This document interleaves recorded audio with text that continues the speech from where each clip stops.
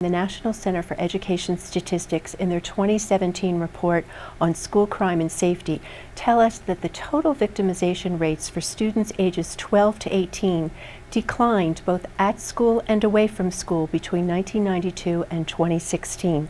That makes schools one of the safest places where students spend time. Also, on most Mondays through Thursdays or Mondays through Fridays, depending on the schedule in your school districts, about a quarter of your community's population is in our schools, making them a vital part of the community. Schools in Colorado need as much support both psychologically and financially to provide a safe environment for our youth.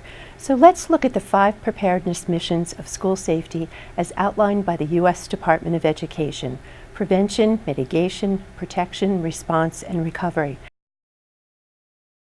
First of all, of course, prevention is defined as trying to keep crises and emergencies from happening in the first place. Adults and young people that feel part of the community are more emotionally healthy and are less likely to create problems in the first place. Does your community provide safe places for young people to congregate and activities that help them learn new skills and make them feel a part of the community? The second mission of preparedness is mitigation. This involves the efforts to lessen the effects, particularly loss of life and property, when an event hasn't been able to be prevented. The smoother the collaboration between your emergency responders and school personnel during that emergency, the less of an impact it will have on everyone involved. Have first responders walked your school buildings and met school staff when it hasn't been an emergency? The third mission of preparedness is protection, and this means the capabilities to secure schools against acts of violence and man-made and natural disasters. Most students who were locked behind classroom doors during school shootings have survived. Do your schools have locking classroom doors and locks that don't require the teacher to retrieve a key and go out into the hallway to lock the door in the midst of a crisis? If not, can you help your communities safeguard your schools in this way? The fourth mission is response, the capability to stabilize the school and community once a crisis has occurred.